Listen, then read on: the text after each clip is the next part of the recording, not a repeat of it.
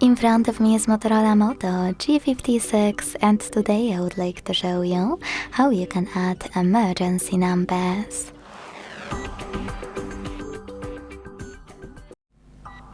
Begin by selecting Devices Settings and scrolling down to hit Safety and Emergency. Then tap on Emergency Contacts. Select Add Contact and click on the one you wish to add. After selecting Contacts and hitting Always. Now do exactly the same with all the other ones you need.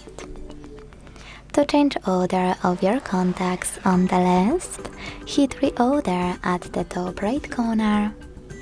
Hold one of them, drag it to the proper place and let go. Then hit Save at the top right corner as well.